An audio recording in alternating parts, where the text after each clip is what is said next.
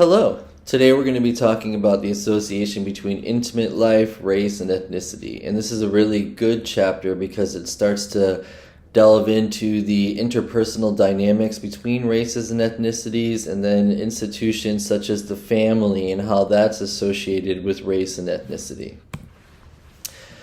So the objectives for this chapter are to examine the association between race, ethnicity, the family structure, and relationships, delving into racial and ethnic disparities in marriage, divorce, and birth rates, how race is associated with social interactions. We're going to delve into the concept of intersectionality and identity, and then we're going to look at habitus and race. And the word habitus isn't used in your book. It's a little bit more formal of a word, but habitus accounts for your social location based upon all the intersectional, multi-dynamic factors of your social class, your race, your culture. Very awesome word that I had to memorize many years ago because it was such an important word. I just had to memorize it, so I kept reminding myself, what's this word, until I knew it. Other words like epigenetics, how the social context influences you, ontogeneticist, studying a person across the lifespan. Other cool words that I've had to learn over time, but some of these, just when you start in intersectionality, when you hear these words, it just opens up all new ways of thinking. So very important words to memorize.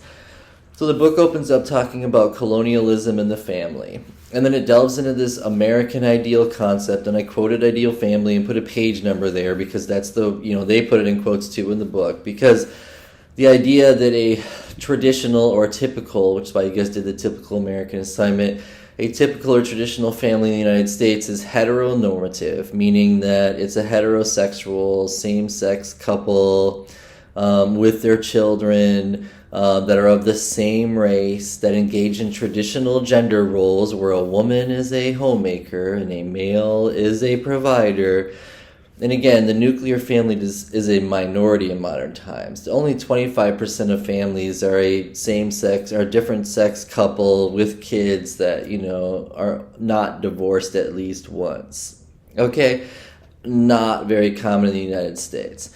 So the book opens up talking about how colonialism affected the families. And then now you have to think about every group, the immigrations and migrations and being enslaved and indentured servants and being dragged here on boats, how each group was affected and each family was affected by different experiences of racism and ethnocentrism. So for example, how were Asian families affected when their citizenship rights were taken away after the Chinese Exclusion Act? Like, Asians were not even legally allowed to get married because they weren't citizens of the United States until that was revoked in the 1930s. And so how does that affect the family? African American families were literally torn apart. They put them on ships, they enslaved them in Africa, sold them to Europeans, were put on ships, the families were torn apart.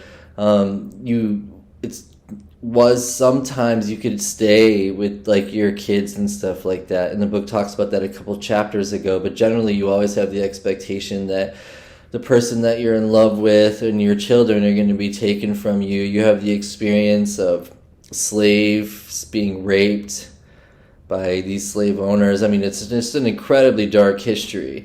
And so the book basically says there was no such thing as an African American family because of slavery, because that was taken away from them, because their families were stripped apart, because their cultures were destroyed when they came over here, because they weren't even seen as people, because their names were changed, their religious attitudes and values were deconstructed. It's a very sad, dark history.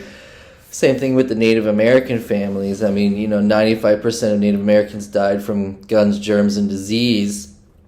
And the 5% that were left were put in impoverished land and then forced to assimilate into an American or an English cultural way of life. And then how did this affect the family? And again, Latin American families have been forced to assimilate. Like, Texas was Mexico, and then it wasn't anymore. You know what I mean? So again, then the book also talks about the divergent experiences of black males imposing patriarchy and black females experiencing equity from working in the fields and the homemaking. And I really like this idea because it starts to delve into the intersectional differences of what it's like to be a woman for someone who's black compared to someone who's white. Because a white woman historically only had to do the homemaking role, whereas a black woman not only worked the fields and was a provider, but also had to do the homemaking role also. So black females have had the experience of doing male gender roles and female gender roles, whereas white females only traditionally did female gender roles. And so after slavery was ended and freedom was granted, black males trying to impose a traditional way of life upon black females was not as accepted by black females. And so how is this associated with black females being more the head of household in modern times, for example? And so you have to delve into history to understand why, black females tend to be the head of the family, why there's so many single black female mothers. But then really you have to delve into the economics of it all. And how does, being stuck in the lower classes for all of these groups associated with birth rates and marriage rates and overall economics, and that's the really complex thing to understand. That's why I love sociology, but it's so deep. You have to understand all of this history and economics just to be able to understand the effect of poverty on African Americans and Asian Americans and Native Americans and Latin Americans, okay? The book also talks about a dark history of where blacks, Latinos, and Native Americans were literally sterilized because, again, this white control of non-white bodies in the United States is something that has historically gone on. And again, it's the bourgeoisie versus the proletariat at an extreme. And again, that's a really dark history. There's also the eugenics movement and things like that. It's another part of America's dark history. Regarding social change, you have seen an increase in interracial marriages. You have seen an increase in same-sex marriages, but these are by no means the norm. Interracial marriages for whites is what the book says is around 9%. It goes up for Asians and Latin Americans, but it's not very common in the United States, and neither is same-sex marriage. I think only around 0.5% of marriages in the United States involve same-sex couples. Historically, interracial couples or same-sex couples was so taboo. The book comments on how that could easily get you lynched. Okay, and so again, part of America's dark history is the forced endogamous interactions between races. Okay, so you weren't allowed to hang out with people that weren't of your race. It was taboo. You weren't allowed to marry someone that was outside of your race. It was taboo. That was this, you weren't allowed to say, I am gay out loud. That was taboo. That would get you killed in modern times in America. And so again, as much as we want to, state that America is this tolerant place, there are always levels of intolerance in the United States toward races, ethnicities, sexual identification groups, toward women. I mean, if we didn't have so many negative attitudes toward women in our society, why are 1 in 3 women raped? Why were there 3,000 hate crimes against African Americans last year? Why are hate crimes against Asian Americans increasing? Why are most hate crimes that are based upon religion against Jewish people? And so again, these negative prejudices, these negative attitudes and discrimination affect people, and to such an extent that it structures our behavior. It structures our behavior because it structures who we hang out with and who we marry. I mean, the likelihood of you marrying someone outside your race is very low. So when it comes to racial disparities in marriage rates and divorce rates and fertility rates, blacks have lower marriage rates compared to whites, Asians, and Latinos, and you have to ask why. And again, I point to economics as a major factor because of forced poverty. Poverty rates are associated with marriage rates in general. Now, in general, you do see the marriage rates are declining across the board because people are waiting longer to get married. People are cohabitating in modern times. People are having less children. They're waiting longer before they're having children. But again, African Americans have incredibly high rates of imprisonment and poverty, and you have to ask why.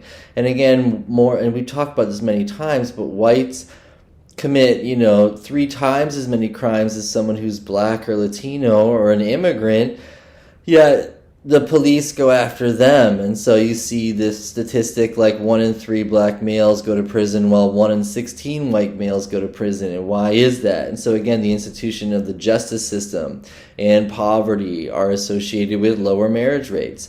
Again, we do have interracial marriage rates increasing. Again, in 1980, there were only 400,000 interracial marriages. Now there's over 10 million. But it only accounts for around 10 to 30%. Again, 9% for whites, 17% for blacks, 26% for Latinos, 28% for Asians when it comes to interracial marriage. And then the book also talks about the stigmatization effects upon the children. Are children of interracial marriages stigmatized? And are the people that are in the relationship stigmatized also? And then how does the stigmatization against interracial marriages, against same-sex couples, affect the children? And so interracial marriage does not harm children in the least. Having same-sex parents has nothing to do with whether or not like you're going to have problems in life, because it doesn't. All kids really need are love. And it also has nothing to do with your actual sexual orientation either. That's what straight people are always saying, that's their biggest like prejudice against a same-sex couple. And your parents' sexual orientation has nothing to do with your sexual orientation. Yet we stigmatize those families, and then that affects the children. And so, there's, when you take psychology classes on this, how do you help the children that are being stigmatized of same-sex or interracial couples? And you have to talk about conflict resolution and having positive attitudes and all these things to overcome that stigmatization. But yes, children experience the stigmatization imposed upon them by society, even though they're helpless to do anything about it. Hence the negative attitudes and how that affects us. The book also says this, and I thought it was interesting, that interracial marriage will not cure society of racism. And it goes back, and it says interracial marriage, even though it's been taboo, goes back. And, this is not the first time in America that this has been experimented with. However, even the positive experiences of interracial marriage have done nothing to really end institutionalized racism. We need to take bigger means, which is changing attitudes toward different races and social interactions, and also deconstructing races is another way by just stop calling yourself white and black, because nobody's actually white or black. It talks about how the blacks are more likely to get divorced than whites, Asians, and Latinos. And again, why is this? And again, I point to poverty rates and imprisonment. Blacks are more likely to have a baby while not being married, 70%, compared to non-black, 40%, and 3 times more likely to be a teen and pregnant. And again, you have to ask these questions. And this is the association between race and culture, educational attainment, poverty. It also states that blacks are more likely to have multiple babies with different women, which increases the effects of single motherhood status for at least one of the mothers of the children. And then the book talks about the effects of single motherhood in general. And when you take marriage and family, or you study marriage and family, that's what you find is that single motherhood, having 2 parents that are married, generally increases the socioeconomic status of those families. Because again, you have the potential for 2 people working, 2 people supporting each other, working together, whereas single parents tend to have less high socioeconomic status. And so again, if you have more single parents within a race, you're going to have less socioeconomic status within that race, which then accounts for things like marriage rates and the overall well-being of the children and things along those lines.